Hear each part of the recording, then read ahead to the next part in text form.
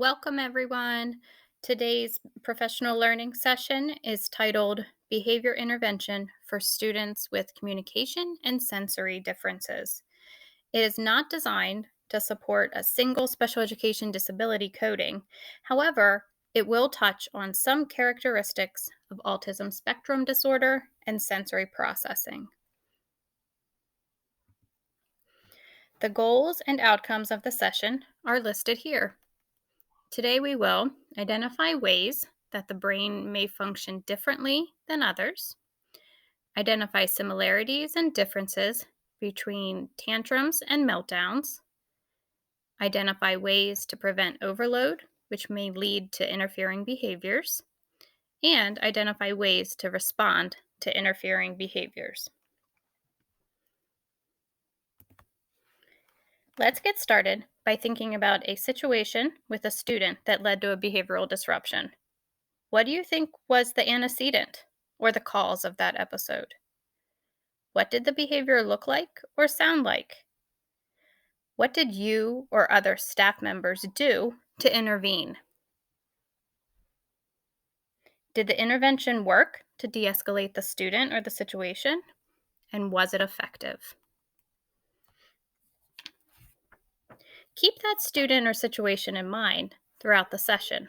We're going to use that student to help us look beyond the behavior that occurred and try to gain a deeper understanding of maybe where that behavior came from. To do that, we're going to start by looking at the brain. This slide shows autism and the brain. This is based off of MRI scans and CAT scans of the brain, along with some in depth brain research. Um, it is important to recognize that the research shows many individuals have different brain compositions. There is no single brain that is exactly like the next person's brain. Even though this is identified for autism, it could relate to any of us. Let's look at the hippocampus first. The hippocampus is this oval shape in the center of the brain. It is the memory portion of the brain. Studies show that people with autism may have a bigger hippocampus. This allows them to have an increased memory ability for factual memory and spatial memory. Some people may have a strong memory for things like dates, times, numbers, mathematics, rote word calling, words that they see, other items they see, bus routes or maps. Think about your students and people you may know. Can you think of anyone that has the stronger memory components for factual and spatial memory? The next section we're going to talk briefly about is the amygdala.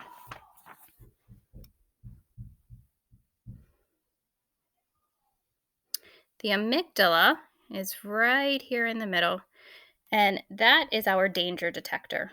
It is designed to sense a problem and then trigger reactions to help the person stay safe.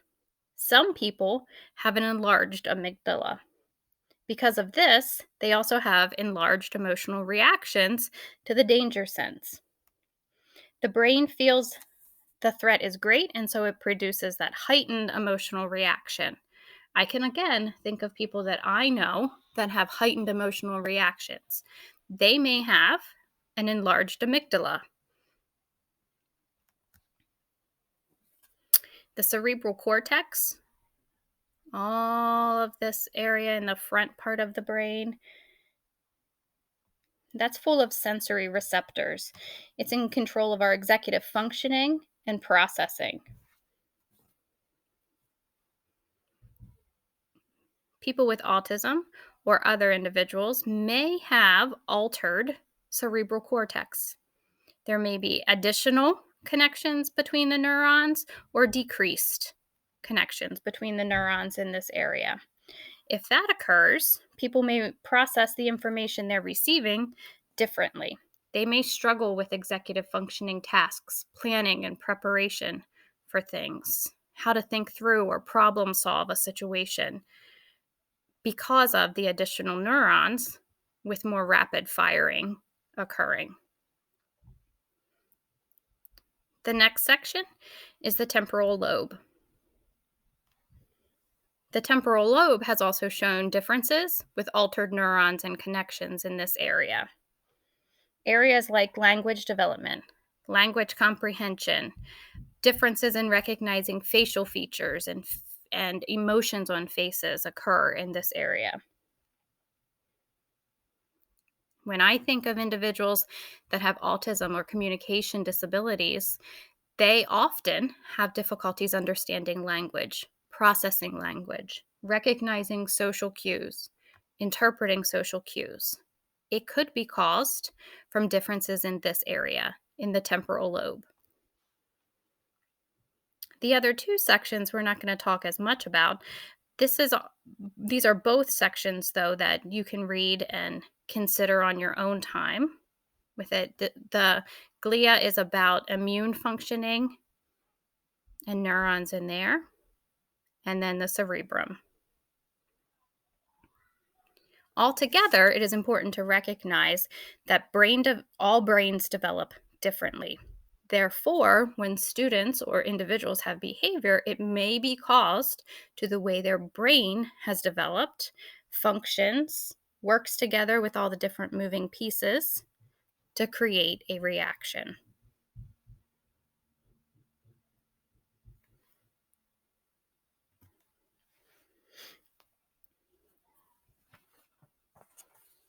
Did you ever wonder what it is like to be overstimulated by something?